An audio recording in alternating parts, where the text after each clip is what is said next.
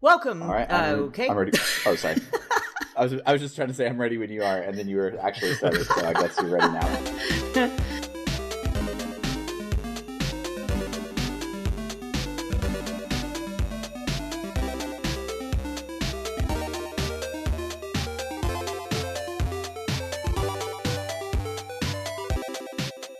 Welcome to the RPG Book Club, the podcast where we play a little bit of a video game and talk about how it makes us feel. I am Elias Sailor Eli Warren. I am Sam Allman. And I'm Maddie Webben. And today we'll be playing part 4 of Final Fantasy X, stopping when we get to the airship. As a reminder, this game is designed to be a dedicated voting period for a Best of the Rest game, which is basically a loser's bracket for the games we didn't get to play last year. If you're interested in hearing us talk about Dragon Quest V, Okage Shadow King, Shining Force, or Magic Knight Rayearth. Not Magic Knight Rayearth. I have plans for it. Don't vote for it. Vote for Dragon Quest. For the Vote for Dragon Quest, guys. Yeah, vote for Dragon Quest. I just realized you said this is technically a giant losers bracket, but it's also it also has its own losers bracket. So those are like the extreme like fucking losers. the not so best of the rest. Whoever loses the next round, which will be the first round in the losers bracket, we should just like put a dunce cap on the box and just make that our profile picture. Or Dragon Quest. But yeah, if you want to vote in that, check out our Patreon for the poll. And if you want to just throw us $1 and then cancel your subscription so you can vote and help Dragon Quest out, you are more than welcome to do that. So before we get to the game itself, how was everyone's week? My week was pretty good. My daughter is ridiculous. So the night before last, she slept weird on her pillow and got a crick in her neck when she woke up. And it's the first time she's had it. So, of course, she has no idea what's going on, and she just knows that her head hurts. And so... Right, my body's not working. Yeah, so Blizzard... right before I left, were trying out travel pillows, but the company that was making them kind of messed up on all of them. So instead of selling them online, they just gave like 3 to every person who wanted one that worked there. And so it's this like big, kind of uncomfortable, doesn't work that well travel pillow. So Scarlett was wearing that like a neck brace all day and was like just laying on her side watching Star Wars most of the day. And so cricks in your neck suck, but they also go away after about like 4 hours of being awake.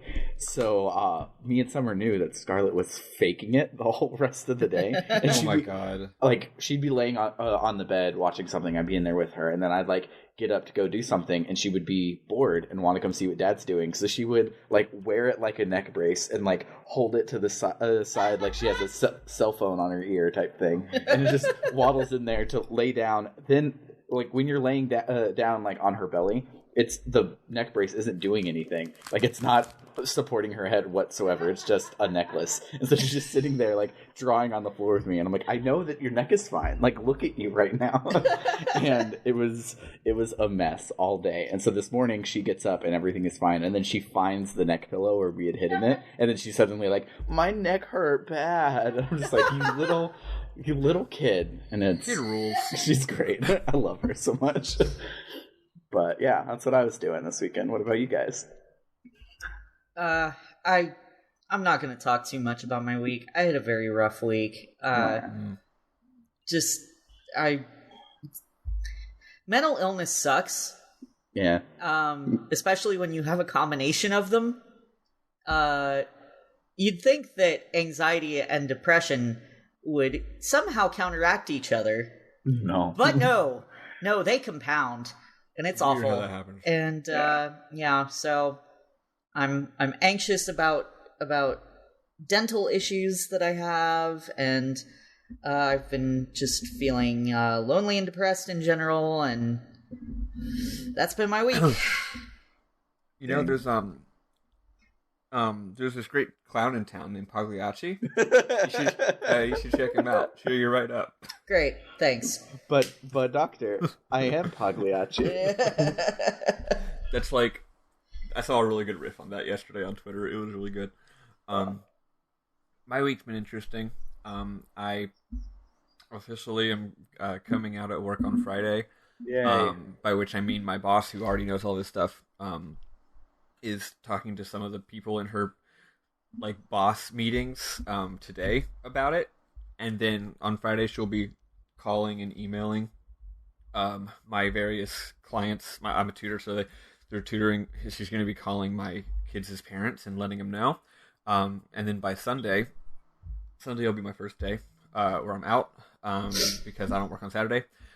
That's funny because it accidentally is Trans Day of Remembrance. Or sorry, not of remembrance, of visibility. Remembrance is a different day. Anyway, that wasn't on purpose. It's very cheesy that I'm doing that. But anyway, that's fun. But I'm a little stressed out about it for obvious reasons. But I'm actually more stressed out that I goofed up at an unrelated thing at work. I let some things. I just haven't been doing a great job at work, honestly. And I know that's the case, but I'm having a hard time fixing it. Yeah. And that's very stressful, obviously. So, and that's unrelated to the coming out thing. So I'm like, oh, my job.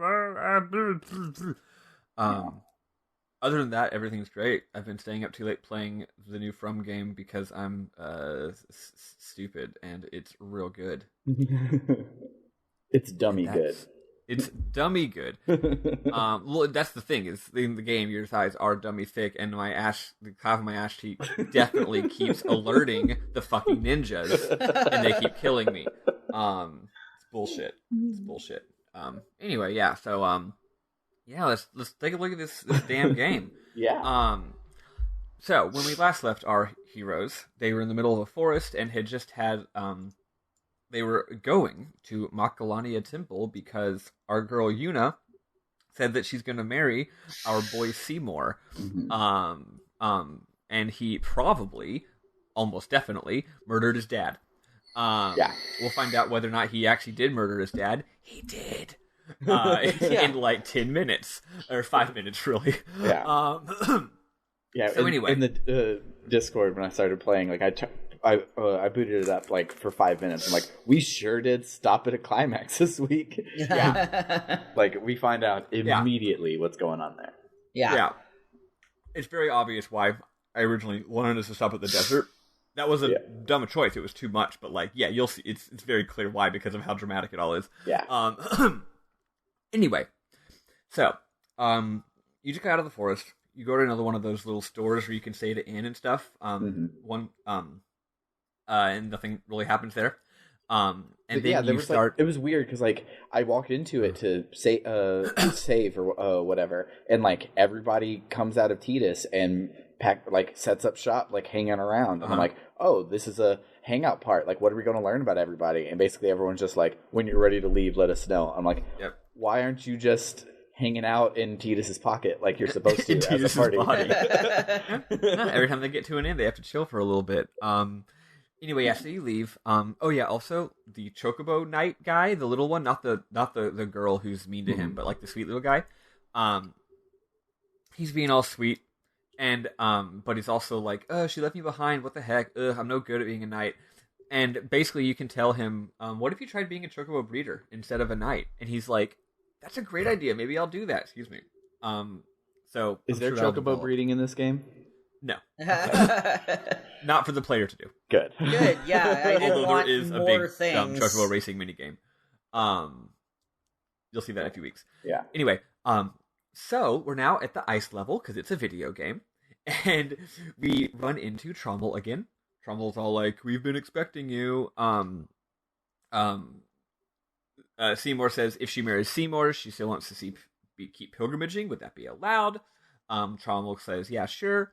One important thing here is that Yuna still seems very tentative. You know, even though she said I made my decision, she's still just like. So they turn to leave. Trommel and Yuna, especially because like right here, like because we're like, all right, so since we're on our pilgrimage, let's go in and do the temple. And Trommel's like, yeah, no, Seymour is going to take her through, and she's just like, Okay. What about my guardians? And Seymour then turns to the players like, don't worry, I'll reset all of the traps when I go through, so you still have to do them on your way out of the temple. Yeah. Jerk.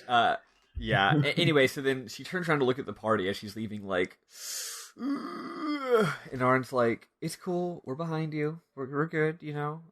He's basically saying, like, yeah, go off on your own, but, like, don't worry, you're not gonna actually be, you know, we're still your guardians, we'll fuck shit up if we have to. So Yuna and Tron will go off, and then all of a sudden, some Al Bhed show up again, those damn Al Bhed.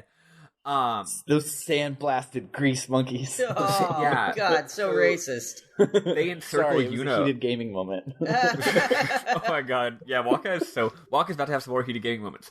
So they circle their wagons, which are cool snowmobiles. Yeah. And then you have a boss fight against y'all don't know this, but it's the Shagohod from Metal Gear Solid 3. Straight up is. Cool. If y'all feel like Googling that, you don't have to do that. This boss fight's interesting, but not that hard. Your magic and aeons are sealed by like a thingy, but if you destroy the thingy, then Lulu can do 10 zillion damage to the enemy. And Yuna as well, because at this point Yuna was doing more damage with her aura spells than Lulu was, because I'm stupid. I like the mechanical design in this game. That's all I have. After the battle's over, Riku yells at the leader of the Al Bhed. I, who have been a goody good girl collecting all my Al Bhed primers, understood a good bit of it, actually. She basically is like, who taught myself in 5th grade how to speak Al Bhed so that I could impress a girl, understood it perfectly. She's like, stop, I'm a guardian now. I'll protect Yuna. Like you know, like this is. It comes off as like this is my place, but also she's like, I'll protect Yuna, and I'm like, wait, are they protecting Yuna? It seems like they're trying to kill Yuna with Right? a Shagohod from Metal Gear Solid 3, but whatever. So anyway, they run off. Waka is like, why do you speak Al Bhed? And Riku's like, I am Al Bhed. That guy was my brother. Waka Also, gets look at people in their eyes when they're talking to you, Waka. Jesus Christ. Yeah. So Waka gets super racist. He's all like, I can't believe I've been traveling with an Al Bhed. And he's like, you know, Sin was born because of Machina. And then they have a little religious discussion where Riku's like, do you have proof that Sin is because of Machina? You can't just believe in what Yevon says. Think for yourself. But then Waka's like, okay, well, if that's not where Sin comes from, where does he come from? And Riku's like, I don't know. And then checkmate, atheists. Exactly. She's like, you can't just do whatever Yevon wants without thinking. No one will ever change that way. Waka says the only way to eventually get rid of Sin is to keep atoning for sins and keep having faith in Yevon. Riku says, no, maybe there's some other way to stop Sin. We need to find out. And then basically they just fight for a while, and then Arn is like, let's use these snowmobiles, and Waka's like, are you Al Bhed too?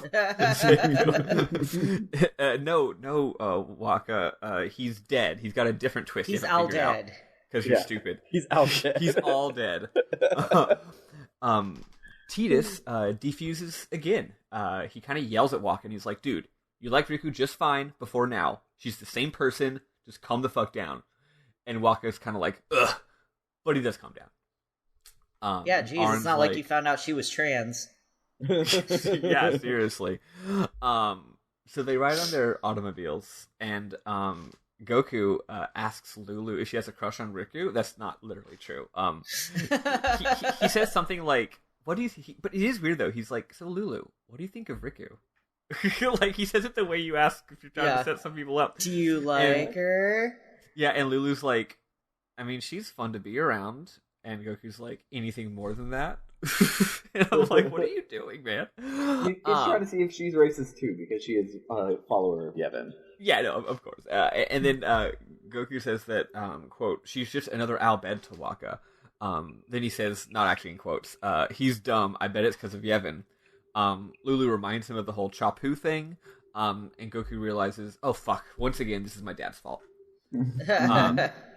Yep. You run across the ice bridge to get to the temple, and this is... Can you all hear me? Yeah. My phone went away for a second. I've been getting a zillion spam calls lately. I don't know why. Anyway, you run across the ice bridge, and there's some Sonic Adventure-ass looking reflection effects. It's real good. I looked at a Let's Play to see if the original game had those, and it does. It looks great. They didn't add it for the remake. Anyway, you arrive at Locklania Temple, finally.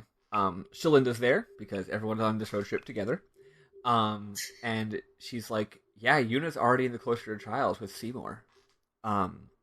But suddenly, the lady's like, oh, good heavens, or something like that. And she falls from out of a door. She was snooping as usual, and she found and watched the sphere that Yuna had. Everyone decides that privacy is for chumps and goes and watches the sphere. One second. So this game is cool. This ride on the snowmobile is your date at the Golden Saucer. Because I was looking it up to see what Lulu said, and in this Let's Play, Riku is on the back of your snowmobile. Oh yeah, Riku was on my snowmobile as well. You know, Sam, I actually had that thought at the time, and then didn't think about it because anymore. Lulu was on mine, so I didn't even think of it, because I was just like, oh yeah, she said something weird. But yeah.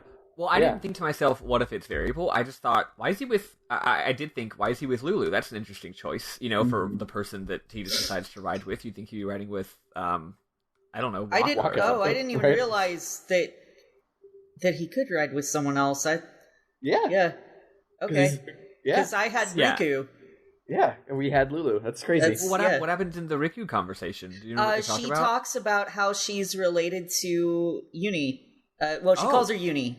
She's related to Yuna. She talks about how her father is Yuna's uncle.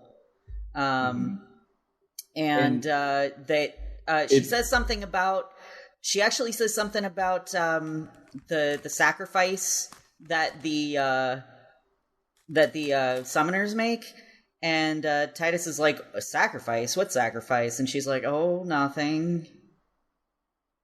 Interesting. Yeah. Very interesting. Yeah. So it brings the reveal of we protect summoners. It brings that early, but it doesn't bring the sacrificing thing. So because in the Let's Play that I'm looking at, he's like, Titus is like, what do you mean sacrifice? And she goes, the pilgrimage takes a lot out of you. And goes, he goes, you shouldn't say that that's sacrificing yourself. And Riku's just like, okay, yeah, all right, well. She's like, who's gonna tell him? Right. But yeah, that's so cool. Also in this what's it called? Snowmobile part. You snowmobile through a dungeon area instead of having to go through it. Yeah. But because I'm me, as soon as I get to the temple, I backtrack and run all the way through the dungeon area instead of snowmobiling through it to make sure I didn't miss anything. Which is stupid because you run through this again in half an hour. Yeah. So. I didn't know that. So I found the chest and I was like, cool, a chest. I'm glad I went out of my way to do this. And then half hour later, I was like, fuck. I could have just done it later. Yep. Once again, the game is very clearly trying to tell me to play a certain way. They're like, look, we just teleported you to the temple. Don't you want to go in? And I'm like, no, I'm going to play my way. And then I'm like, I should have just done what the game was telling me to do. Right. Damn it. The game was trying so hard to get me to play it the right way, but it didn't work. Anyway, honestly, I wouldn't even mind... Unisphere is where we left off. I wouldn't even mind an invisible wall, frankly. You know, like, what if Goku was like, I can't go that way, I gotta go to the temple. People make fun of that, but it would have made sense from a plot standpoint. Yeah. Right? As long as the pop-up writing is good, I don't mind things like that. Yeah. Again, it makes plot sense. Anyway. Yeah. So they go and look at Jiskel's sphere. And, they confirm what we all thought. Lord Jiskel basically is like, yo, my son's evil AF, and he's gonna kill me. But also it's my fault for being a bad dad. I raised him wrong. This is the moral of the Star Wars prequel trilogy. I could not protect him and his mother from the world and its cruelty. I don't really get that. I'm thinking maybe there was some racism involved. Maybe we'll learn about that later in Seymour's tragic backstory. And then he says, please stop him. But I wrote in my notes, please top him on accident, which is... Hot. He does need that. He's definitely a He's bottom. A power bottom. Definitely needs to get topped. No, he's like a sissy bottom. You know that. Have you seen Anima? I mean... That Okay, that's true. He's What got if- multiple personas. What if Anima's just the top? Oh, I don't like that. I don't like that, Sam. Thanks, I hate it. I don't like that at all. So anyway, With the whole one thing I like bottom torso that Anima has, it's a good mental image that you got going on there. Oh yeah, good is a word I'd use for that. So one thing I like about this scene is that not only have we the players already definitely figured out what's going on, most of the party pretty much has too. Like, they fucking knew. So when the big twist comes that Lord Jiskel, or that Seymour killed Lord Jiskel, they're all just like, yeah, okay. Wow. Like, what a shock. So we do have to kill him. But I do think that it's like, they didn't want to get involved. You know, they were playing the whole, like, it's not our business, we don't want to get involved game. But now that they've seen this rock hard proof of a serious problem, they're like, okay, yeah, no, we will kill anyone at any time. Whereas Waka is just like, no, fuck, oh, fuck, no, this sucks, ah, shit, this sucks, ah. But everyone else is just like, fuck it, you know? Yeah. Yuna is already in the Chamber of the Faith. So Seymour's outside, and he's like, hey, Yuna's in there. Then she comes out, and she reveals that she did in fact come here to stop Seymour. So that was her motivation all along. She wanted to use the wedding thing as leverage. She wanted to say, well, she'll explain more later, but she's like, yeah, I came here to stop you. He fesses up. He's like, yeah, I killed him. What of it? And then you fight the final boss. Of the whole game. This is it. The whole game? Game's over. Yeah, this is it. Game's over after this. You kill Sephiroth, so the game's over, right? Yeah. Seymour has 2 mooks who protect him. Did y'all notice that each character can talk to Seymour on their turn? Yes. Yeah. And they get bonuses. Well, at least Yuna and Titus could, but I think I had Riku as my third, or I can't remember who it was, but they weren't able to talk to him. Yeah, my third person was able to talk, I think. I don't know if I tried Riku, but no, I definitely know that a lot of them can. Like, Waka can. Waka is just like... I figure Waka and Orin probably can. Maybe Lulu and Riku and Kamari so they can all exchange a few words on their turn, and then if you do that, it gives them like a badass like stat boost. It's cool. Yeah. The battle's not too hard at first, and then he summons Anima. Did any of y'all have trouble with Anima? So I had more trouble with the mooks because I hit for about 1,000 damage, and they heal for 1,000 damage every turn. Riku can steal their potions. I figured it was a like I know they don't have them. Yep. Riku steals their potions, and then they can't heal. That's great. Awesome. But because on one hand, Final Fantasy does stuff like that with like their systems are so well thought out, and then they don't like use it in the story. It's just things that are there, like, oh, this is a zombie boss. You throw Phoenix down and you automatically win because that's the system. But they typically don't like lean into those, and so like they trick you into forgetting a lot. But also in most Final Fantasy games, they don't have MP. Like that's a Final Fantasy like 4 type thing. And so it's like, oh, they would just have auto potion every turn. It's not like they have 10 potions. Yeah, yeah. Most games, it's like enemies have infinite NP and infinite items. If you steal the items, it's really just saying the variable of your own inventory just adds 2, and that's all that happens. Actually, you don't have to steal more than once either. She steals once, gets a potion, and then they can't heal anymore. That's cool as shit. That's so cool. It was awesome. You're smart. I'm not smart. I'm using a guide. Yeah. The guy told me to do it, so You're I did smart to use the guide. Admitting that you need help is a wise thing to do, and I never do it. Yeah. Just real quick, like lately I've had this revelation, and it's all because of Tim Rogers, because of course, why would it be from anybody else? But Tim Rogers said that the game doesn't lose if the player wins. Yep. And I've extrapolated that to also be the player doesn't lose if the game wins. And so I'm currently playing Baba Is You. Baba Is You is great. Baba Is You doesn't do what Ego Raptor calls conveyance very well at all. And so it's like it escalates instead of like in a Mario game, it'll be like, oh, look at these pits. You can jump over these pits. And then it's like, okay, well, now there's enemies on the pits. You know how to deal with enemies and pits. Now you can get across it. This one is like, okay, here's pits. Okay, now here's a giant spinning saw blade. And now here's something else. And it comes on like too strong, and I don't like have anything mastered before I have to face a new thing. So most of the time when I've gotten stumped and I've looked up the solution, it's been like, I didn't even know you could freaking do that. And so I have been like, I'm not going to judge myself for looking up solutions to Baba Is You, because like the game is, just because the game's winning doesn't mean I'm a loser. And like because of that, like I'm like, I should just have a guide up all the time like I do with Persona, because I don't want to tell anybody that I think the shoes are ugly and mess up my social life. But yeah, so everyone should use guides and not be mad about using guides. I mean, the way I see it, a game is about a game is about having fun. The beauty of a single thing. player game to me is about the exploration of a system, and the system is there whether you're figuring it out yourself or using a guide. Like exploring the beauty of it. It's like being at a really well designed system is like a really beautiful piece of art. Like you look at this part, you look at this part, and maybe you have a guide telling you, hey, check out this part, and you're like, oh, I wouldn't have thought about that part. That's very interesting. Yeah, it's totally legit thing to do. I don't do it because I'm stupid, but it's totally legit thing to do. Yeah. Anyway, you kill Seymour. He's definitely dead. Yeah. Like, they're not like, he doesn't do like, I'll get away from you. Team Rocket's blasting off again. He fucking dies. Yep. So you told me this when I was playing in the spoiler chat, and then I like fell asleep while playing, and I had a dream that the next part, like you were going and like crashing the wedding, and I'm like, wait, did Maddie lie to me? And then I woke up and thought I was silly. That's weird. Yeah, very, it's so very weird. You have weird dreams, Sam. My dreams.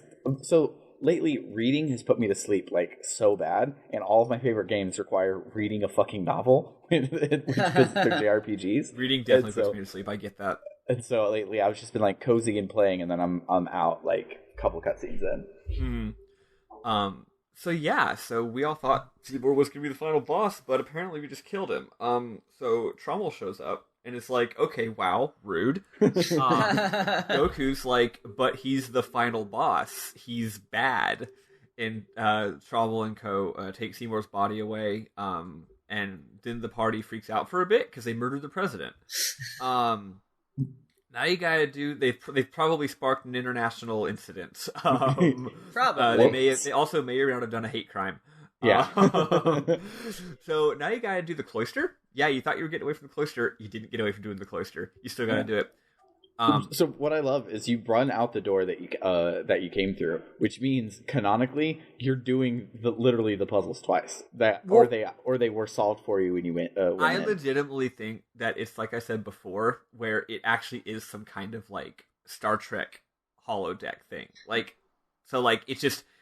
They didn't trigger, like you just run through it without it happening on the way out, but then on the way out it's like, oh, apparently it's time to do the puzzles now. I don't know. Well, when I was playing, I got through the cloister trials and then went, oh wait, I want to go back for something, or I wanted to go back to save. So I went out to save, came back in, and the whole thing had reset. No. Yeah. Oh no. Yeah. So. Maybe it is a holodeck. Yeah. Or maybe we're trying to do the Final Fantasy X and make the thing make sense when really it's a gameplay construct and we should just live with it. See, that's a gaming my take abstraction. usually is like, let's... Oh yeah, I mean, who cares, really? But it's fun to think about it. No, I think they legitimately have a bunch of workers who, anytime someone leaves, they run in real fast and reset everything. They rebuild the walls. And they're unionized, and they're paid very well. Wait, it's a good. You know what it is? Since Machina is illegal, it's those stage plays that have a black curtain and everybody in black bodysuits, so that the workers can hide and they can move stuff. That's what the cloister is like the whole time. There's just people with black bodysuits in the corner, like holding up the piece of ice. Exactly. So anyway, yeah, you go through the cloister. It's a long one. I actually like this one. It's long and kind of annoying, but at least all the mechanics actually make sense instead of you just clicking around and being like, duh. You actually get to use your brain and solve it. Yeah, this was the first one that I got the bonus item. Nice. When I realized what I had to do to get the bonus item, I wish that I could not get it, but getting the bonus item destroys your bridge and you have to do the whole thing twice to get through it. Yep. So if you don't care about the bonus items, don't step on the glowy thing. Just don't do it. Just walk out. The glowy thing ruins your life. Yeah. Exactly.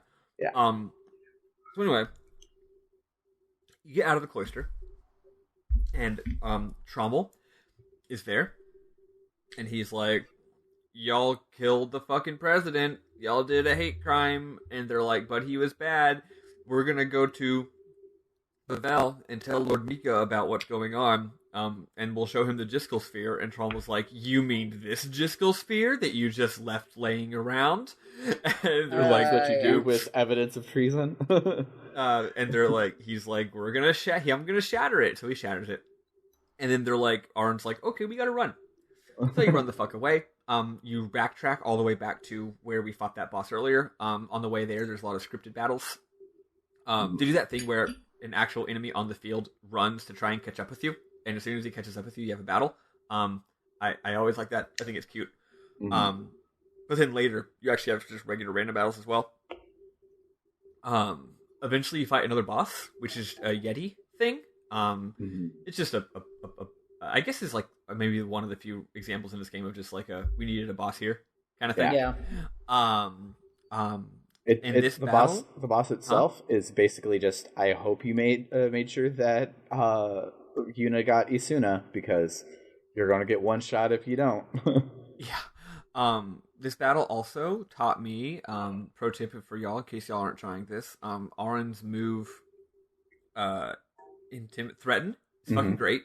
On one hand, it wastes Auron's turn, so Auron can't do anything if he's doing this. But if Auron threatens the enemy, they just lose their turn. And it works on this boss, and he never got to have a turn. Nice. It's a really great move. I tried other tactics as well, so that he didn't actually not have a turn, but a lot of the time he didn't have a turn. It's a cool ass move, so try using that even on bosses, apparently. So the Yeti gets all mad, and he smashes the ice, and you fall down below. You fall down into the, like, underneath the frozen lake or something, where it's all like, it looks like there's dry ice everywhere. Here, the characters talk a lot about their feelings and the situation. Some nice feelings talk here. I didn't write down most of it because I thought, we can just go over it. It's fine. It's what you'd expect. Waka is like, fuck, I am probably going to go to hell now because I just killed a fucking priest. So what I loved is I didn't use Waka at all in the Seymour fight. And he's like, oh my god, what have I done? I was like, you sat around and did nothing because you weren't useful in this fight. He was an accessory to murder. That'd be funny, yeah. Like, he was like a cute handbag. He's like, I didn't have to do anything. Or what if Yuna's like, Waka, you stay there. I don't want you to go to hell. Right? It's okay if we go to hell, but I don't want you to go to hell. So just like stay over there and don't fight. Yeah. Put you on the bench. Yuna explains her thinking here.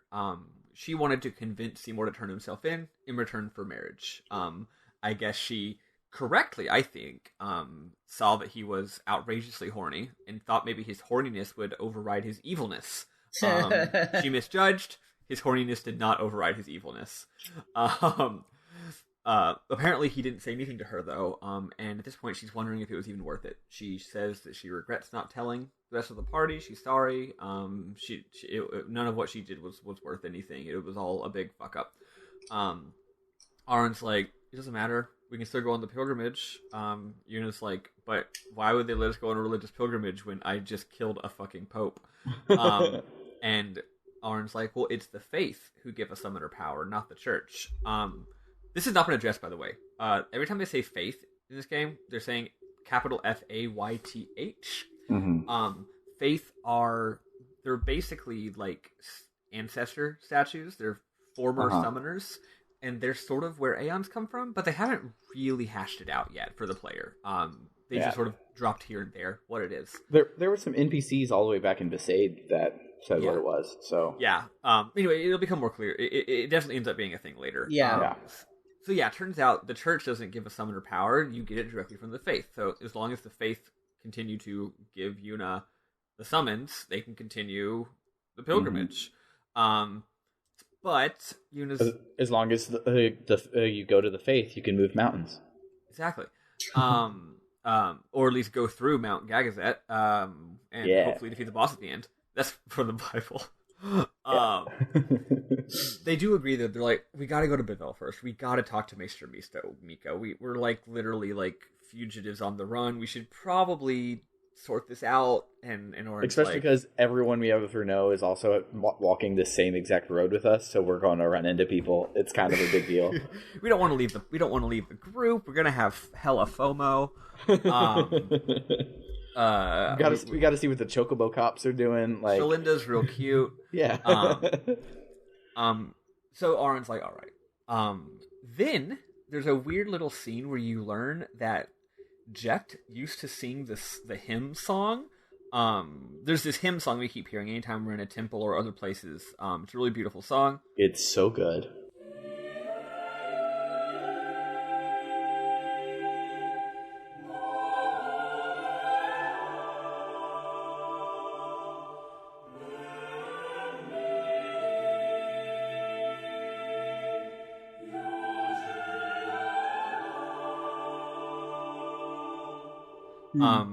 It's like the theme song of religion. Kind of like in America, it's Our God is an Awesome God. Pretty much. Y'all know that one, right? Yeah. It's a fucking classic. It's bad. Yeah, it is. My favorite videos online is like, this is the difference between a Baptist church and it has some white people saying, "Our God is an awesome God, He reigns." And it's like, in a black church, and it's Kirk Franklin's song "He Reigns," which is like so fucking funky and so good. And it's like, that's perfect. So anyway, apparently Jecht used to sing this song.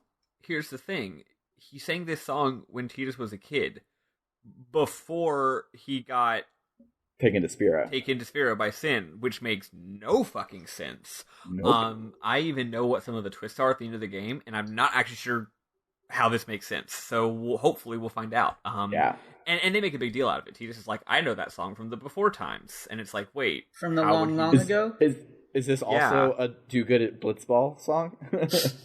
Is it also? Yeah. Is this also the theme song in Blitzball? Because it's a little low energy, in my opinion. Right. Yeah. Blitzball. But I mean, the theme song for Halo is similarly low energy, and Halo is legit. So that's true. Maybe it starts off with them singing the hymn, and then fucking Steve Vai shows up. And yeah. Because it's composed by which I just forget the composer for Halo. What's wrong with me? Marty O'Donnell. That's right. Good old Marty, sweet Marty O'Donnell. He's great. Yeah, love him. Anyway, Sin shows up. Mm-hmm. I don't get exactly how this works. It shows a shot of him in the water, so I'm thinking maybe like this lake has like an underwater passageway that leads to the sea or something. They don't explain it. It's just like, Sin's here now, and then everything goes white. Lulu's like, oh no, the toxin. The graphics get hella Final Fantasy VIII, which is to say it gets really impressionistic and lynchy. And they all pass out. Yeah, my computer is doing a thing that I had fixed, and I don't know, and it's doing it again, and I don't know what it is, but when it cuts into a non-in-game cinematic, it just is a green screen, and so a lot of these important things, I have to go and look up what happens later, and I forgot to look up this one, but now that you said it's all trippy, I probably should. Because the audio still works, and so they're like, "It's Sin, the toxin." I'm like, got it. That's all I really need to know. That's so interesting. Yeah. It's something with the video codec that they do, and NVIDIA don't like each other, so you have to like manually update that codec for NVIDIA or something. But I thought I had already done it because it had been working for a while. Weird. But. Yeah, it has this shot though. Speaking of getting impressionistic, like right before it all turns white and they all faint or whatever. It has this shot where it does like a bunch of reaction shots of each character. Oh, like super duper fast? Like, is that this one? Yeah, exactly. Yeah. Like it does them like you're fucking like doing like a rack focus or something forward and back. It's like like all the different faces. It's a really cool shot. Yeah. Anyway, you show up in the desert, which is way too big, but it does have real nice music. Yeah. Tidus is alone. He's like, why am I in a desert? we got to gather up the party again. Where's Yuna though? So you get Arin, you get Waka, you get Lulu, blah blah blah blah blah. Eventually we get Riku, and she knows where we are. We're on Bikanel Island, which is the secret home of the Al Bhed. Please don't tell anybody. Waka. She's like Yuna is definitely at home. Home is the name of their city. She's like, surely Yuna is at home. I'll take us there, but only if you promise. Did they get their home name from Asgore? Because yeah, probably. Sorry. No, yeah, I was like, who's Asgore? Oh, right, Undertale. Yeah, yes. Wait, who's talking? Eli. Oh, yeah, Undertale. Yeah. Whereas if it's me, it's like, it's either The Great Gatsby or Homestuck. Yeah, you've got the Homestuck references, I've got the Undertale references. Yeah, double team. We got Toby Fox down. Yeah. Please notice this, Toby Senpai. Anyway, so Riku says, well, I'll take you to home, only if you promise to keep it a secret. And Waka gets real combative, and is like, blah, blah, blah, huge bitch. And speaking of Homestuck references, he's like, whatever, y'all suck. Y'all hate Yevon, y'all hate Jesus, y'all hate freedom. That's why y'all do terrorisms.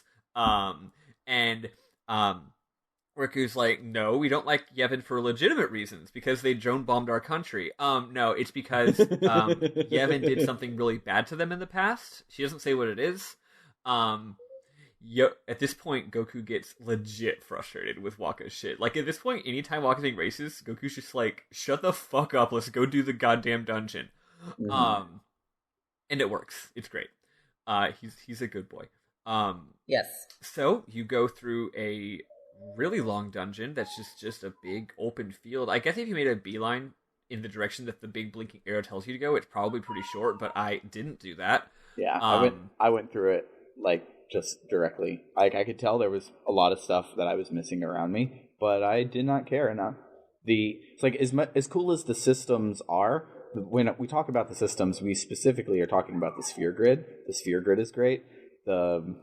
Everything else is kind of, like, not important, and so, like, treasure chests don't entice me to do anything anymore. Like, yeah, it's like you get elixirs that I'm never going to use. I'm just going to save them up until I can use it to add, like, Cure 3 to my Aeons or some shit like that. But like I said, I'm dumb. And I did it. Fun fact y'all don't know about me: this entire game, I've been trying to have Riku steal. Well, ever since I got Riku, like every single fucking battle. And you learn that certain enemies always give you the same items usually. Yeah.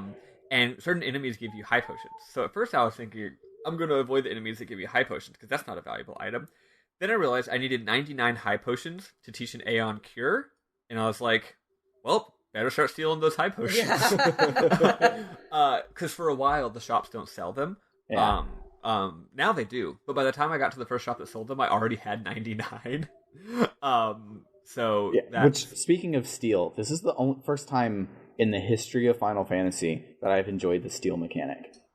Like, ever. Well, it's a lot easier to do because you can swap her in. You don't have to, like, keep your shitty thief character in your party just for stealing reasons. Yeah, and they have repeatable steal, so you can keep stealing from them, and also the steal chance is like 99% and not 1/256, like all of the other ones. Like the other ones, it's like put everybody on guard and put Zidane on steal and mash X for like 3 hours to hope you get the good item. It's just like, no, you pop her in and you just take whatever you get. Like, you don't have to worry, did I get the good drop? You're just like, cool, I got some high potions, and then just like also in this game, battle. You only characters who took a turn in the battle get experience points. So you want to swap her in for one turn anyway. Yeah. So she'll get XP. So you swap her in, have her steal from whichever enemy is the best one, and then continue on into the way. Yeah, I'm using it a ton, and I'm accumulating those items, those rare Pepes. Especially because, like, her use is also way better than Shadow's in Final Fantasy VI, and, like, I want to use her item. She's like, here right now when we don't have Yuna, she was my healer because you could use an Albed potion instead of just being a regular potion. You could use it on the whole party with Riku, and then she had all of the items from random mobs that you could use to be spells and stuff, and it was just like really, really useful character. Like, hands down the best thief in Final Fantasy. I'm not even ashamed to say it. And like Final Fantasy IX stars a thief, and sorry, Zidane sucks. Like, Riku blows him out of the water. It's legit. Yeah, I agree with you. She's the best thief. She's great. Yeah. I mean, Locke's a great character, but he's not fun to use at all. Yeah. I like Locke as a character, but he's like never in my party. Just now when you said Locke was a thief, I was like, no, he was a spellcaster, because in Final Fantasy VI, if you like characters, you just make them into spellcasters.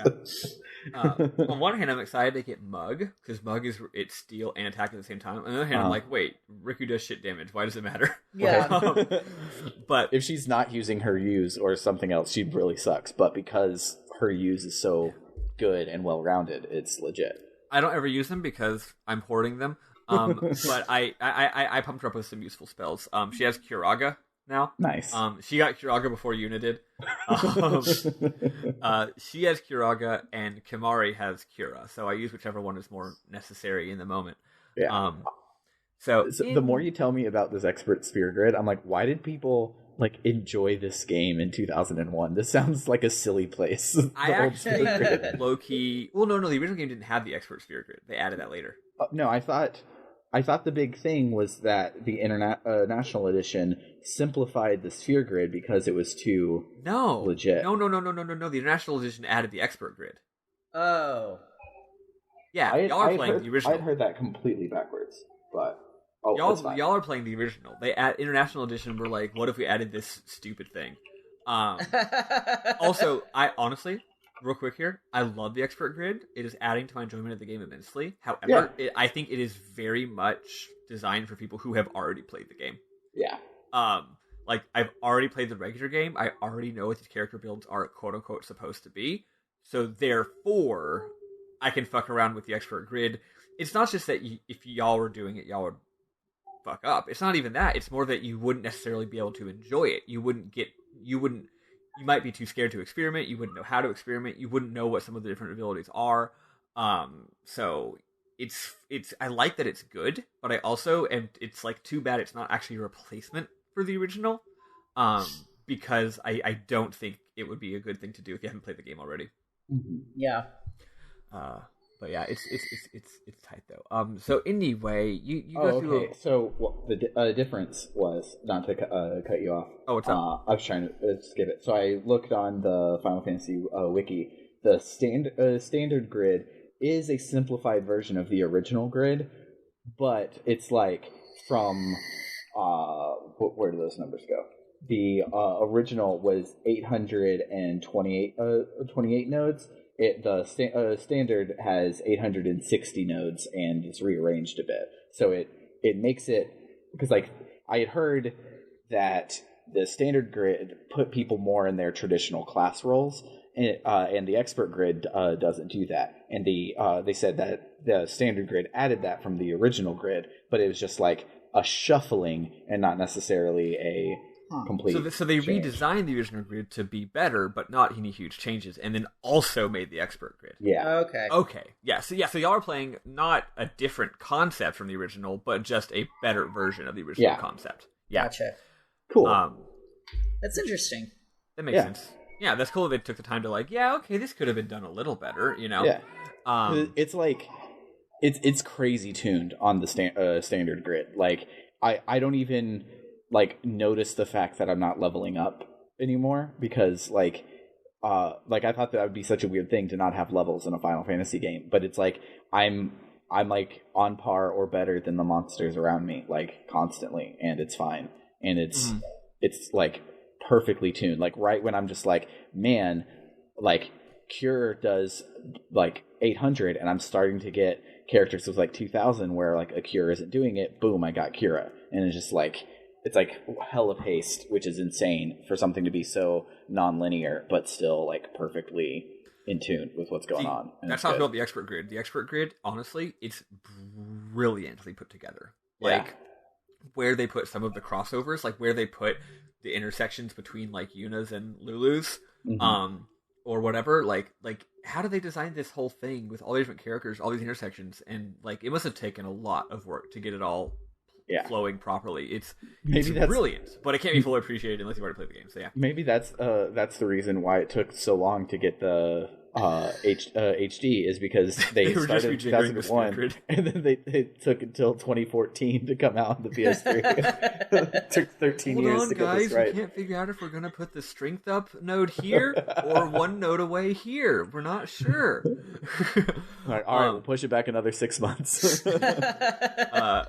Anyway, so you finally crest the final hill, and it's home. It's in the middle of a huge battle. It's clearly a matte painting. Yeah. This area, maybe they had to do it later in the budget or something. It has a lot of pre-rendered backgrounds. They all look great. If no one had told me that this game used pre-rendered backgrounds, I may not have even noticed.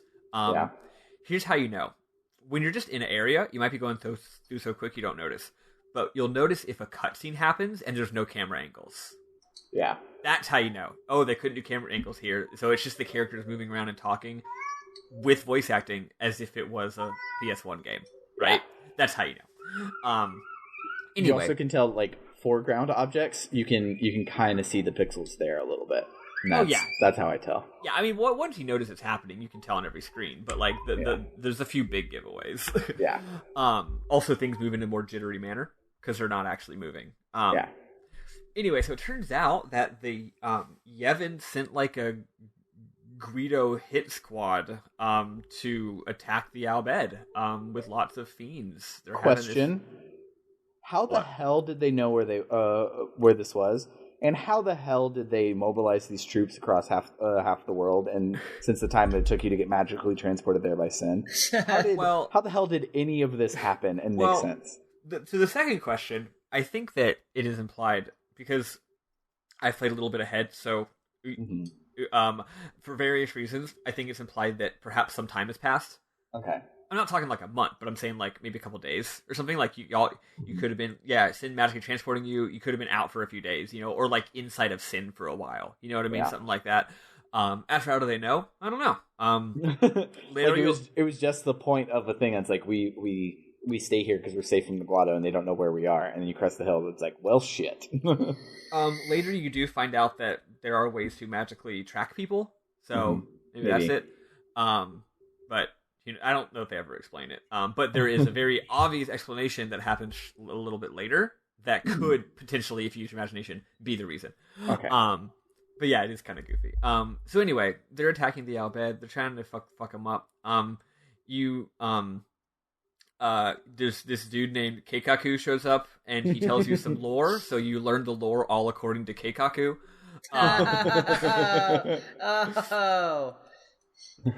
Keikaku means plan. A dude shows up to help, and his name is Sid. Yay, Sid. So he's just this like cranky redneck grandpa. Even though the Albed are supposed to be more like inspired by like people from the Middle East, he's also a cranky redneck. I don't know. Yeah.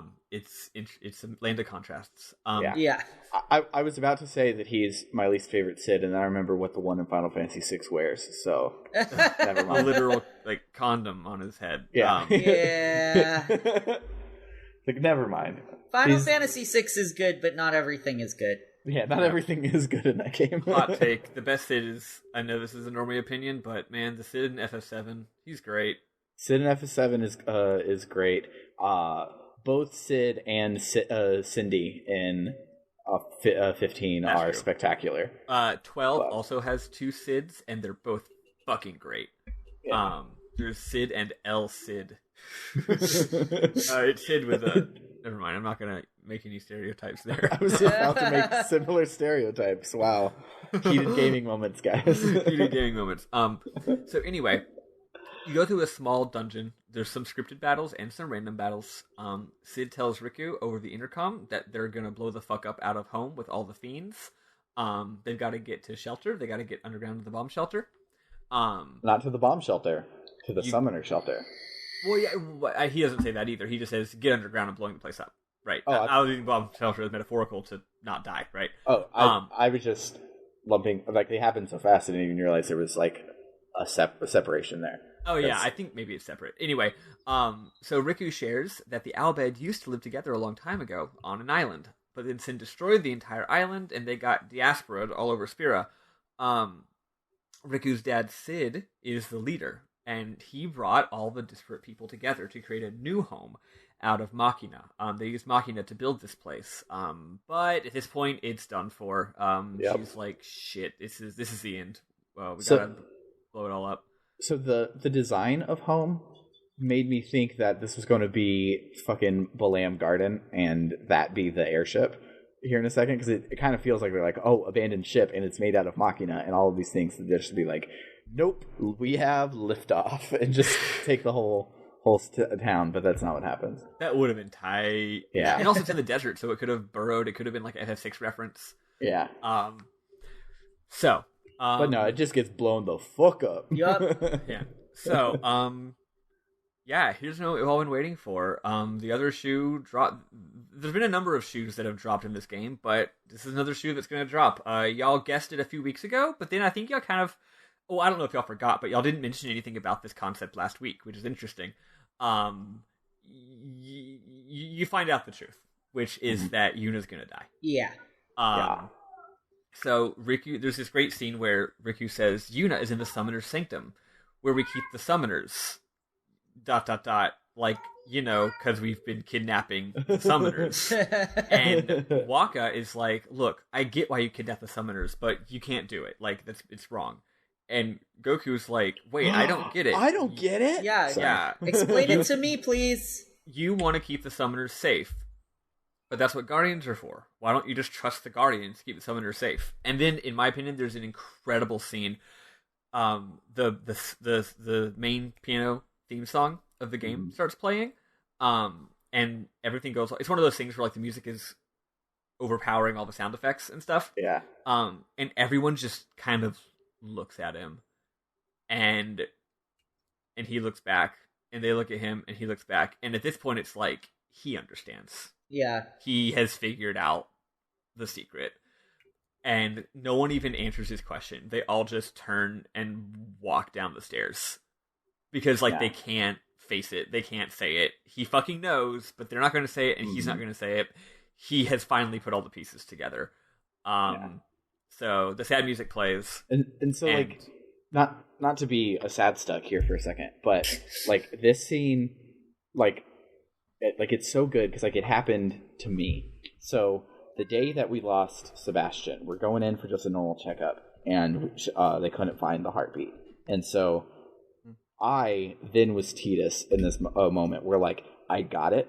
I knew what was happening. I knew the horror that I had to face, but I still, until the doctor came in with the ultrasound to like verify everything, I still was like, I'm not going to like admit that this is real and have my reaction yet, because there's hope, and I'm going to live in this hope, and Goku lives in this hope for another 2 scenes, and then the hope is gone, and he feels, and it's good.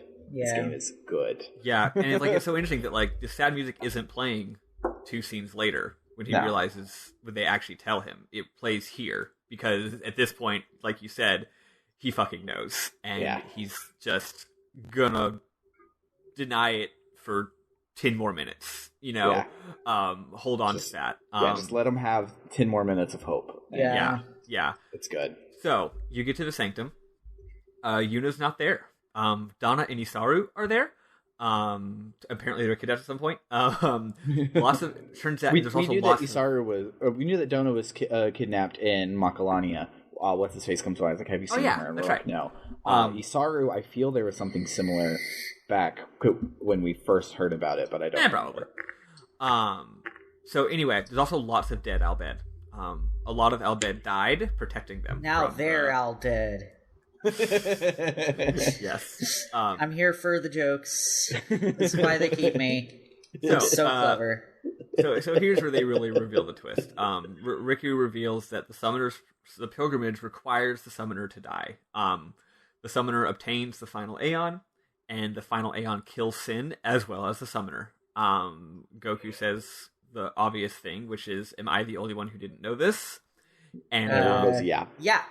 usually Pretty upset. much. Lulu says they weren't really hiding it on purpose. It was just too hard to say. It's just like, yeah, no one talks about this. Because it's fucking horrifying. It's a bummer. Yeah, it's a bummer. It's not bummer. fun. It's not fun. Which makes the, like, friendly rivalry that her and Isaru had. It was like, oh, it'll be a race to see who can beat Sin first. It's really just kind of like gallows humor, and it's good. Exactly. No one's going to talk about. Well, what's interesting Who's is that gonna be unlike the dead first? what's cool is that, like, on one hand, it's different from, like, you know, like a Mayan sacrifice or something, or like cultures that do like child sacrifices, because like it is voluntary. You volunteer to do it. But on the other hand, like, it's still the same shit. And and what's cool is that when he says, like, Lulu and Waka, I thought y'all were family. How could you let her do this? I thought they were going to say something like, you know, this is our culture. It's her choice. She's sacrificing. It's an honor to sacrifice her for great good. They're like, no, when she first told us she was going to do it, we tried to talk her out of it. Yeah. Yeah. We tried to get her to stop. It almost reminded me of, like, the Hunger Games, right? Like, volunteering as tribute. You can do that, but no one's going to fucking do that. You know what I mean? But someone's got to. So she's like, no, she's too headstrong. She wouldn't listen to us. She volunteered to go suicidally sacrifice herself. And after we realized that we couldn't stop her from doing it, we're now her guardians. And we're just going to just do it. Keep her alive as long as we can. Yeah, we're just going to put the blinders on and do it and not talk about how horrifying it is, because that's behind us. Like, we've already made the decision, you know? Yeah.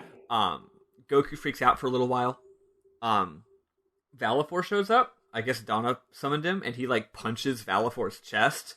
Like, it's Valifor's fault, which is cool. Valifor's already there. I think there was a fight or something that we skipped over, and they summoned him to showed up, and they summoned... Yeah, Wendigo showed up. Yeah. But that's not actually a boss fight. It's just in the cutscene. Yeah, it's just in the cutscene. But yeah. So that's what I'm saying. I'm saying one of them summoned Valifor. Yeah. So he's like punching Valifor, which I think is cool, because that was Yuna's first summon. So he's thinking, like, this is your fault. He remembers and what's really cool is Valifor is just like, yeah, I know, and like kind of still does the like hug animation that it does when Yuna summons it. Kind of just like hugging Tidus, and it's like, I know, man, I know. Yep. It's good. He remembers the laughing scene, and he also remembers all the times he told Yuna, after we defeat Sin, we're gonna do this and this and that, and then everyone was just awkwardly quiet. He remembers all those times and feels like a big idiot. And that's it. You just have a bunch of feelings. It sucks, but there's nothing to do with those feelings. So you just go to the next area, and it's an airship. Yay! You go on a dock, and there's an airship. Turns out that was the thing that we excavated way back at the beginning of the game.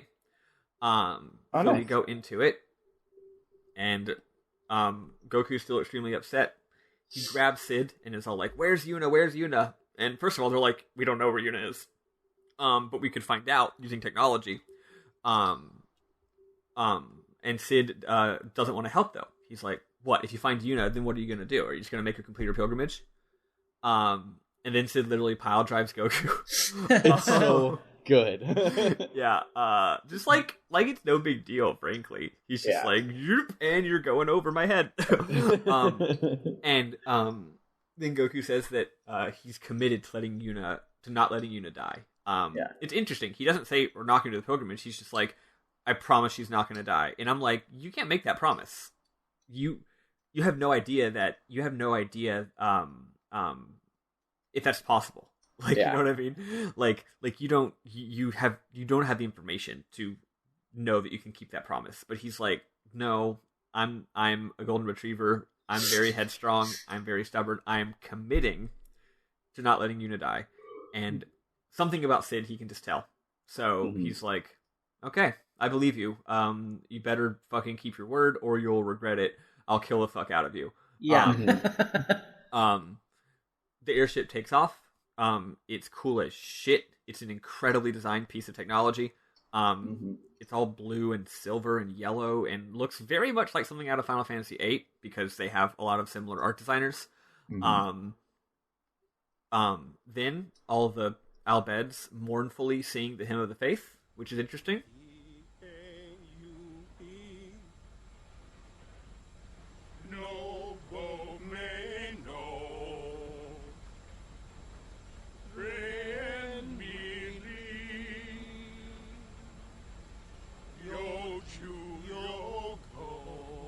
It's almost like they do still have some connection to their faith.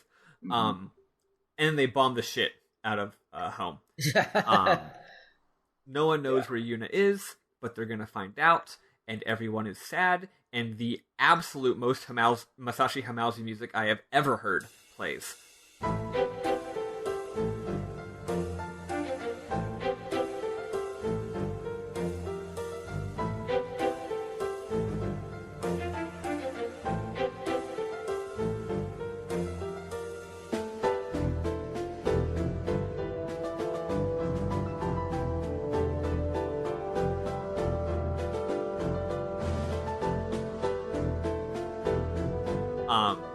It's an outrageously good piece of music. Y'all should listen to the remaster and the original. They're very different.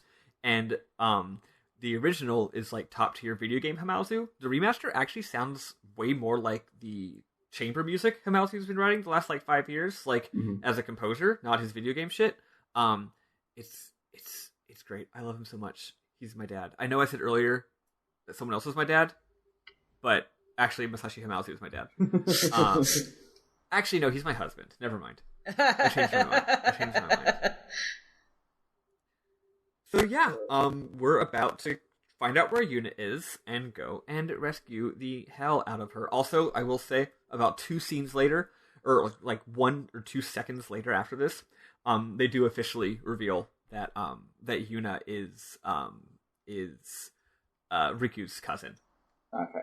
And is if you couldn't. Sid. Huh? If you couldn't put it together because we already know my uncle Sid and Sid is my dad. Yeah. Like, it's easy to put it together now, but they will. Well, and I also, I mean, Riku came out and said it during when she was riding with Tidus. Yeah. When they finally say it, it's like really low key. I think it's literally an optional NPC scene. Like it's voiced. Like it's one of those scenes where you can have some optional voiced scenes. I think it's literally Waka. Waka's like, hey, I was just talking to Sid and he called Yuna his niece. That's weird. I guess that means that she's part Albed. Huh. I'm not as racist as I used to be, so I'm handling this pretty well. Yeah, and let me see, did I miss anything else? No. Yeah, so you save here in the airship. You're about to go find Yuna. And that's it. And that's it for the week. So what are y'all's memorable moments? So I had one earlier, and I forgot to write it down because I know that your computer freaks out if I write things down while you're looking at it. But I don't remember. Eli, if you have any, you can go first. I honestly, like, a lot of this was pretty low key. This week, it was a lot of like. I don't have that many memorable moments because all of the good shit was the plot shit. Yeah. It was plot shit and desert. Yeah. So I'll take my soapbox time to talk about the cloister, because this cloister was really, really cool. So it was a sliding block puzzle, but not like the ice cavern in Ocarina of Time level, like not like a legit hard one, but like you just had to slide it correctly and put things to block it. But then it was also a problem with recursion, and so you had to like keep like a cycle, like a Tower of Hanoi type thing. Like you had to manage your thing as you go through it, and it was like, oh, you have to keep the orb in this socket to make sure that your thing is here, otherwise you'll fall to your death. And then you have to make sure that one's here so that you can do this, which means that this last one has to go here. So now that I've moved that one, I have to go and do it in reverse to get all of the pieces in the right spot. And it was really, really cool. Yeah, you need to use the orbs in order to get other orbs. So it's like, I know I need to put this orb in the slot, but I can't put this orb in the slot yet because if I don't have this orb over here, I can't activate the thingy. Yeah. It was pretty interesting. I liked it. I saw a lot of people whining about it, but like I was saying earlier, you get to use your brain to solve it instead of just wondering what the hell everything does. Yeah, it was really cool. My other one would be just it's a memorable moment for this week, but it also is a something that is true for every Final Fantasy game, that they somehow make Shiva beautiful and not just anime hot. They make it like, no, this is literally a goddess. They somehow tricked a goddess into starring in their video game somehow, and it's like bizarre. And it's been that way in like every single one. Yeah, every single game. I was saying when I was playing it, because the guide I was using was like Yuna's gonna summon her, or use Yuna to summon her question mark thing, and I didn't read ahead and was like, oh my god, is it Shiva? And then I read ahead and I was like, it's Shiva! I was so excited because I have always loved Shiva in the Final Fantasy games. Yeah, she's cool as hell. Cool. She's a cool girl. She's a girl from Gone Girl voice. Cool girl. Yeah. Another thing that I like this week is when you're on the lamb and you're running, it doesn't let you play blitzball. It's like they thought through, like, well, of course you can't just teleport over to the blitzball stadium while you killed the Pope. Like, it doesn't work that way. Nope. And so you don't get to play blitzball for the last like hour of this playthrough. To be fair, if they wanted to be a realistic allegory of American sports, it could be you show up to play football and everyone's like, well, you have done some terrible crimes, but we're not going to prosecute you because you being a football player is more important. Yeah. The fact that you may or may not have done terrible things, we don't care about that. No, this is an allegory about Japan, not Baylor University. Exactly. Yeah, it's not American football. Exactly. Yeah. But yeah, that's all that I have. I mean, not any more than what was already stated. I thought all the plot was good. I thought the reveal about Yuna sacrificing herself was good. And I mean, I had an idea that was the case when Riku mentioned sacrifice when we were on the snowmobile, and then she's like, oh, it just takes a lot out of you. I'm like, well, I feel like you're lying. Yeah. But, I'm not going to call you out on that, I guess. Yeah. Well, and a few weeks ago, like, towards the beginning of the game, they were like, y'all were like, Broska went on the pilgrimage, but Broska's also not around. Yeah. You die on the pilgrimage. But then I think what happens is they do that thing that I love it when media does this. They drop hints, but they put enough time between the hints and the reveal that you might have forgotten the hints. Mm-hmm. Or like, it's like, oh, they dropped the hints in the first 5 hours of the game, and then 10 more hours of play happen, and you just forget about that you forgot that you had already figured it out. And then when it comes back, you're like, oh, right. Yeah. Whereas if they had continued to drop hints, it would have been too obvious. Yeah. So I just got a couple. When you first get to the hotel in the ice level, you meet Owaka again, and at this point I realize I may have misguided y'all a little bit with the whole Owaka thing, because I was like, oh, you gotta donate to Owaka, he's got some hidden items. I actually didn't do that from memory. I actually went online to look up that, but I must have looked it up online wrong, because that's wrong. He gives you cheaper prices, and it does make sense mathematically, but what you're really paying for is a subplot. The subplot of this stupid merchant trying to do a shop. Like, if you recall, in the last town, he literally asks you if his prices are too high or too low. And if you say his prices are too low, he literally makes it all cost more, and then you have to have it cost more. But if you're like, dude, your prices are too high, he lowers it, and you're like, cool, I'm looking out for your best interests, not just wanting you to give me a cheaper price. Yeah. His prices are too high, though. They are. Oh, yeah, no, they are. Yeah, and it's just funny, because, like, he's, like, your buddy, but he's also selling shit to you, which is a metaphor for how in 2018 all of us millennials don't have normal human interactions, because all of our human interactions are mediated by various capitalistic transactions, because all of us work 50 different jobs. Yeah. But anyway, you see Owaka here, and I'm like, oh, it's Owaka, my buddy, my husband, my wife, my best pal. And you talk to him, and for the first time in the game, he's selling high potions. And I'm like, yes, someone who's selling high potions. I need like 20 of them because I need to max out a second time my 99 so that I can teach another one of my Aeon's Cure. So they're like 750 gil a pop. And I'm like, assuming that's going to be a great price because, again, I already gave him money. He told me he'd give me a discount. He told me he'd lower his prices. So I just don't even think about it. And I fucking buy like 30 of them. Then I go inside the hotel and Rin is selling them for $500 a pop. Yeah. Like, you motherfucker. And like, I'm not even mad. I'm like, that's hilarious. Like, that's like, this guy does not actually exist as a shop. This guy exists as a plot and not necessarily a person you need to actually buy things from. Yeah. I've never bought from him because I missed the second time that you can donate to him because I didn't lose to the Choka Chupa Choppa Koopa. I didn't lose to that one, and he's down in that optional part of that dungeon. So I just breezed past him with the Chocobo. I ran down there myself because I'm stupid. I breezed past him with the Chocobo, so I didn't get the second opportunity to donate to him. And I don't know if I've missed the third and fourth one. I know that that's where the second one was, and I'm just like, well, dang it. Yeah, I missed all the donation opportunities. Oh, okay, yeah. So yeah, y'all are just he actually does have a few good items, but not like amazing. Like, you need this for some reason. It's just like, oh, that weapon's got a ability that is very useful. You know, like medium useful at medium good prices.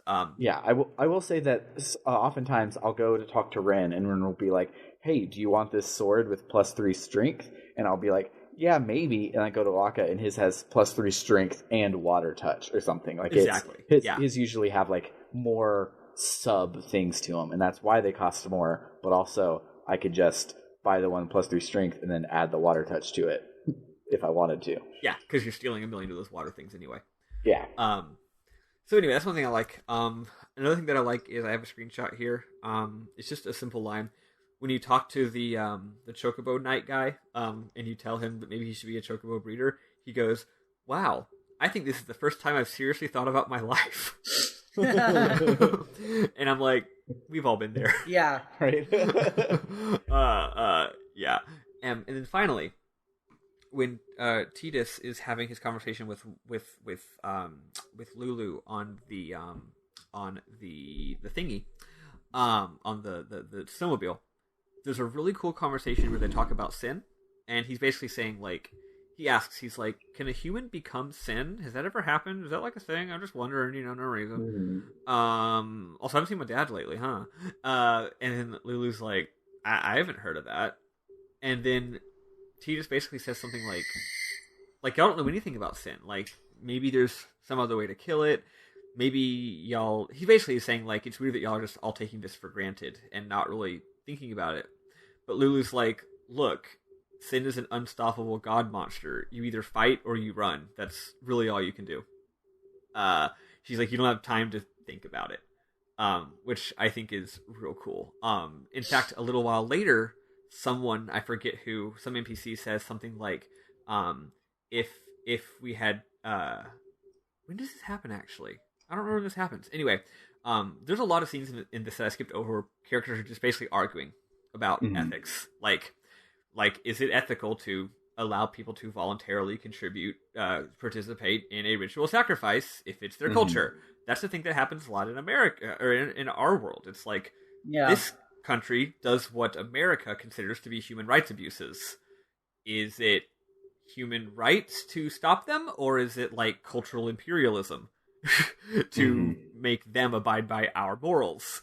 So Tidus and the other characters are kind of having that discussion. Tidus has his point of view, the Albed have their point of view, and of course the regular goody-good spirits have their point of view. And at one point, what am I trying to get at? So someone says, look, if we could all sit around and think of another way to defeat sin, that would be great. But by the time we figured it out, sin would have killed all of us. Yeah. Did y'all get that, or is that something that I played ahead? I don't know. I got that vibe. Yeah, I got the vibe. That exact conversation happens in an NPC somewhere. I know that Lulu, when you're asking, hey, has anybody ever become sin? And she's like, no, with sin, you run or you fight. That's all you can do. Yeah. So, like, the vibe was there. So even if it is a spoiler, it's not a big one. Cool. But yeah, it's neat. So that's sort of everyone's mindset in this world, is they're just like, we don't have time. We guys have a thing from killing all of us. Even if the status quo sucks, trying to change the status quo would potentially make things worse.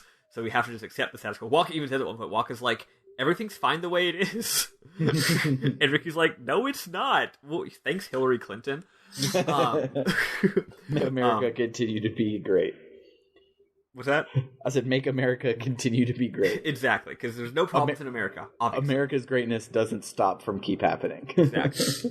Anyway, that is all for the week. Next week we're going to save Yuna. So where are we going to stop next week? So, there is a really big romantic scene. Where the theme song, it's just like in Final Fantasy VIII, where the characters are being all sweet on a spaceship and then the GDC couch sings along. Yeah, it's the same thing, but GDQ. In this game. And also the song is great, so look forward to a really fucking good song. As soon as that song's over, there's like fucking 10 more minutes of cutscenes or something. And then there's a few parts where you have to walk, like you get to play, but there's not a save point. Point is, once you see that big romantic scene with the theme song of the game, then as soon as you get to a save point, save. Okay, gotcha. And that'll be it. Shouldn't be too much play for the week. I think it's going to be around 2.5 hours, something like that. Okay. Most of it's cutscenes. I don't actually know how much of it's cutscenes. You got to do another. You're going to do another cloister. Nice. So, okay. Yeah. Love me some cloisters. Yeah, love some cloisters. I've heard that this is the one everyone complains about. So those use of us, a guide. Use a guide. Even I might probably just use a guide. We'll find out. So anyway. I will always use a guide. Good. So that's it for this week. If you're liking what you're hearing and you want to chat with us, there's a few ways to do that. We got our Twitter at RBG Book Club, our email address, rbgbookclub@gmail.com. Have we gotten any emails besides the 2 that Matt sent us? No. Matt, send us more. Yeah, send us more, Matt. Or on our disc. Look, we're suckers for attention, okay? If you give us attention, we will call you out on the show. Yeah, that's the only reason we talk about Matt and Essie is just because they talk to us. So if you want to get name dropped, just talk to us. Just do it. Anyway, we also have a Discord, link in the description. If you want to help us pay for things and also vote for Dragon Quest or something else. But Dragon Quest? Yeah. Please consider donating on our Patreon, patreon.com/RPGBookClub. Sam, we're still on Patreon, right? Yeah. Yes. The Ko-Fi is up, so if you also donate at the Ko-Fi, I will drop you count a vote when I do the final tally. Essie only has PayPal, so she donated on the Ko-Fi, and so she's getting a vote, and everything's cool. So if you want to do that, you can. That's ko-fi.com/RPGBookClub. But there's also a link in the thingy if you want to check it out. But right now, our focus is still the Patreon. The Ko-Fi is just a separate thing for now. Cool. Thank you, Sam. Yeah. Patrons get to vote on our next game and also get a video series, the JRPG Canon. Each episode you will get 2 weeks before anyone else gets it. Has the first episode, has it been 2 weeks? Has the first episode been released publicly been like 4 weeks, and I just remembered I didn't make it live on YouTube. It's been live on Patreon for the public because that's automatic. So y'all actually got it a whole month in advance this time because Sam forgot. Yeah, so I'm going to go do that literally right now. Good job. So just as a reminder, once again, you have the big romantic theme song, and then you save at the next save point. So, for RBG Book Club, I have been Maddie Webben. I've been Sam Allman. And I've been Elias Sailor Eli Warren. Toodaloo! Bye, folks. Bye, folks.